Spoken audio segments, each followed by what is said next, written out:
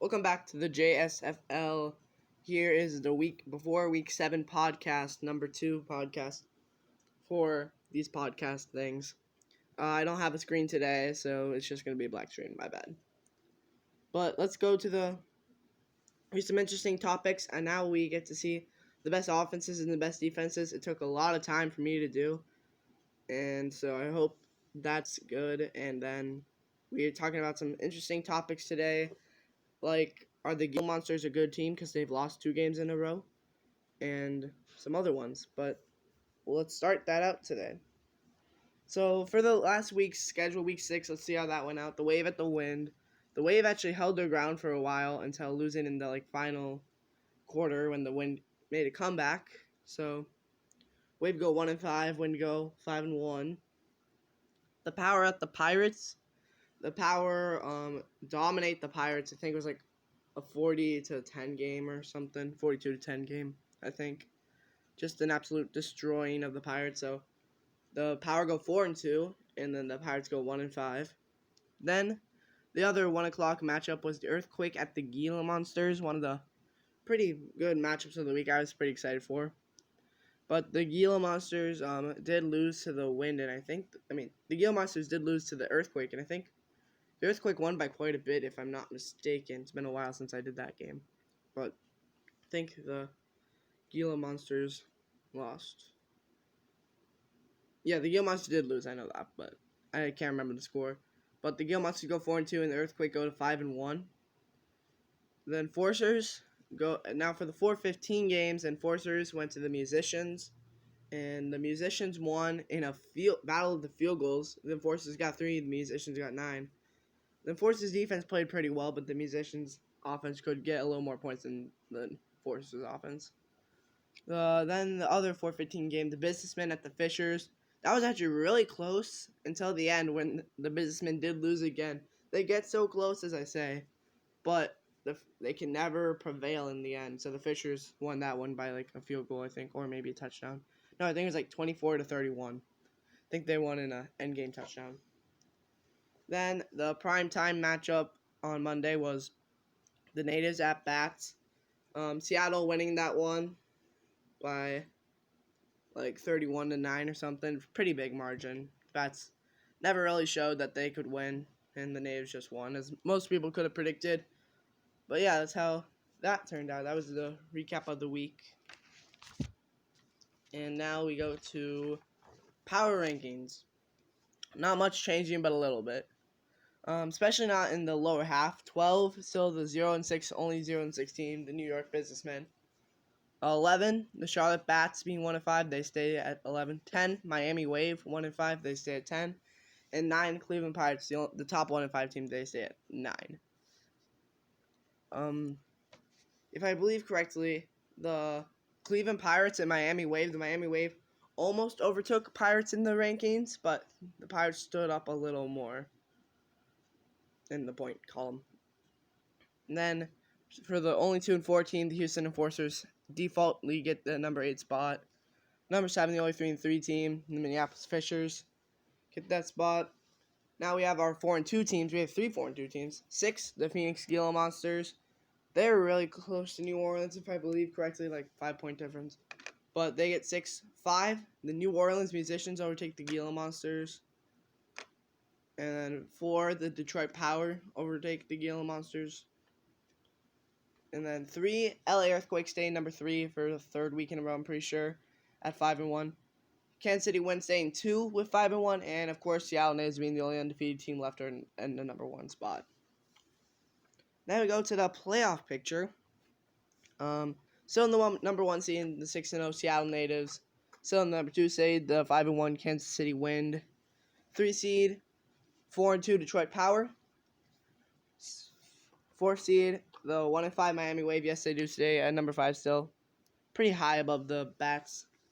Number 5 seed is the LA Earthquake, still at 5-1. And then the 6th seed, the New Orleans Musicians take the 6th seed now over the Phoenix Gila Monsters. Their points were better than the Gila Monsters, have been having better games than the Gila Monsters. Fell 2 games. They were 4-0 before week 5. But now they are falling. And they go into the hunt now And then second spot in the hunt is Minneapolis Fishers at 3-3.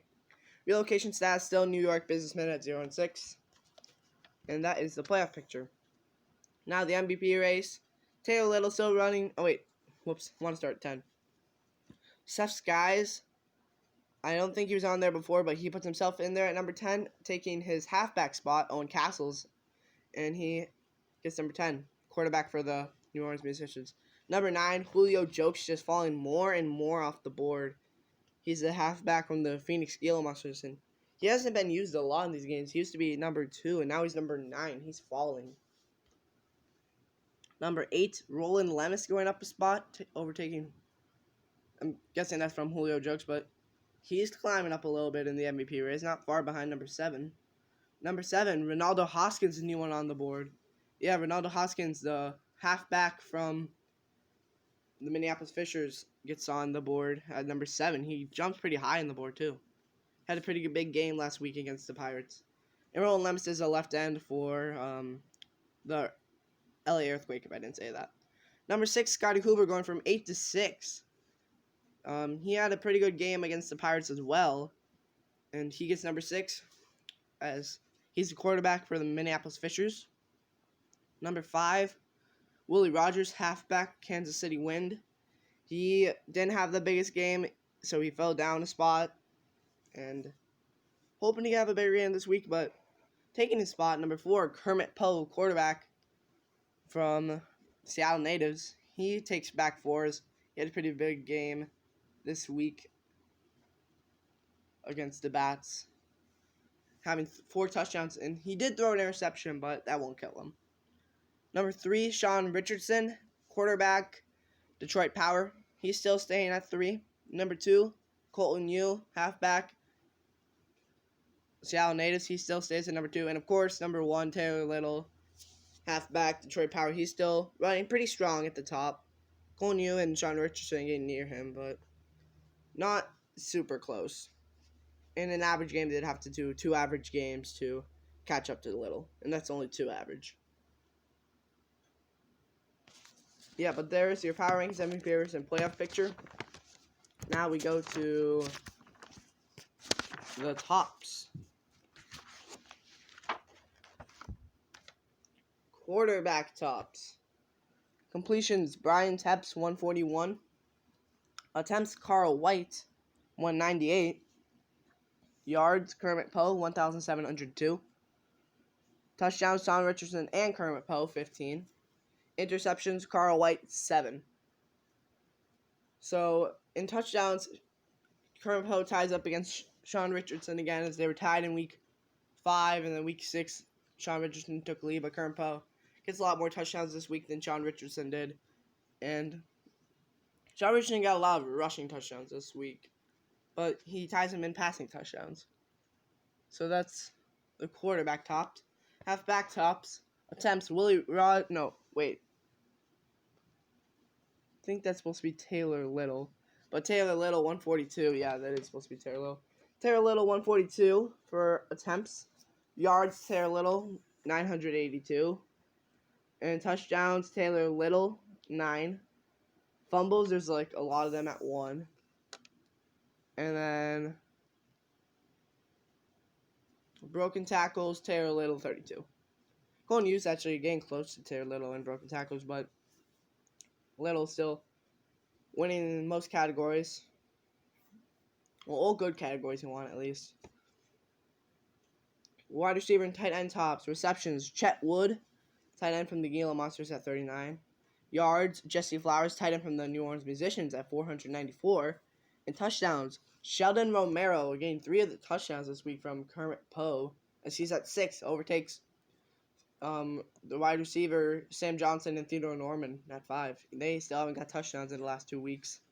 Well, Sam Johnson in 2 weeks. Theodore Norman didn't get 1 this week, as it was mostly Sean Richardson running in for the touchdown. Defensive tops. Solo tackles, Tristan Endzone, 41. Assists, Ronaldo Smith, 27. Tackles for loss, William Torres, 14. Sacks, Roland Lemus, 14.5. And turnovers, there's 2 of them. I think there's 3 of them at 3, so that's that. But then you have the best offenses and defenses in the league. We're just gonna go with that. The 12th best offenses in the league is the Businessmen, 11th the Pirates, 10th the Bats, 9th the Wave, 8th the Enforcers, 7th the Wind, 6th the Musicians, 5th the Power, 4th the Earthquake, surprising I know, 3rd the Gila Monsters, 2nd the Fishers, which is kind of surprising, but 1 the Natives. Then we go to the defensive side. 12 kind of surprises me. The Fishers, 11 the Pirates, 10 the Gila Monsters, 8th the 9th the Musicians, 8th the Natives, 7 the Bats, 6 the Wind, 5 the Power, 4 the Enforcers, 3 the Earthquake, 2 the Businessmen, and 1 the Wave. The top 2 kind of surprised me over the Earthquake and Enforcers, but I guess the Wave had the best defense. So yeah. The most offensive yards, we'll just do top 3 for each of the categories that made them do this. Top 3 for offensive yards: Natives at 1, Fishers at 2, and 3 at Musicians. Receptions: Gila Monsters at 1, Fishers at 2, Enforcers at 3. Halfback yards: 1 is Power, 2 is Wind, 3 is Earthquake, and the best O-lines: number 1 is the Wave, 2 is the Earthquake, and 3 is the Natives. So those are the O-lines. That's what made me do the offense stuff, but there's all the way down to 12. And the defenses, so tackles, the Wave, then the Natives, and the Bats. The sacks, getting to the quarterback, then Earthquake, then Enforcers, and Musicians. And then turnovers, the Power at 1, 2nd at the Wave, and 3rd, Businessmen. So, I guess my team's pretty good at getting turnovers, but we were at 11th at getting sacks. And then, what were we at total tackles? 6? So, So we had 5 in each category, but enough about my team. Let's get into week 7 predictions. So for the primetime matchup, we have the Businessmen at Musicians. Musicians, I think, are going to win. The Businessmen can never do anything on offense, to be honest. Well, they can, but then when they do, they can't. They're not good at repeating. So, yeah. Wave at Enforcers, I'm going to go with... I don't know. The Wave had the best defense, but the Enforcers have the 8th offense. Wave had the 9th offense, and then Enforcers have the 4th best defense. But just off of probably guessing, I think the Wave are going to win this one. Yep, I think the upset's going to happen. The Wave will win. Natives at Earthquake. I think the Natives are going to win this one. Wait, no, the Earthquake had the 4th best offense for some reason. And then they have the 3rd best defense. That puts them in a pretty dangerous team. And Natives 8th defense, 1st offense. I don't know. It's going to be a really tight one, but give me the Natives. I'll take the Natives on this one. And then the Wind at the Power. I'll take my team, obviously the Power, because you always want to take your team. Especially we're at home, and I think we can beat the Wind. Then the Fishers at the Bats. Give me the Fishers, because the Bats just aren't that type of a team to beat many teams. And for Monday Night Primetime, Gila Monsters at Pirates. The Gila Monsters have lost 2 games in a row, but they're against decently semi-good teams. First losing against the Earthquake, and then losing against the Natives. Oh, yeah. Wait, Natives, and then they lost against the Earthquake. Oh, yeah, they lost against good teams. Yeah, give me the Gila Monsters on this one. I think they can bounce back from the 2 losing streak. Even being on the road, I think they can do it. But, yeah. So, that is my Week 7 predictions. What are your predictions? Leave them in the comment section if you want. Also, like the video. And subscribe. So, then... Oh, yeah, we have the topics of the day. Gila Monsters, are they a playoff team? Let's just say that. I think so.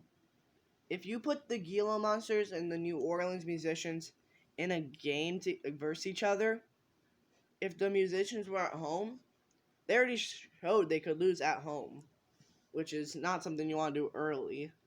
But so did the Gila Monsters.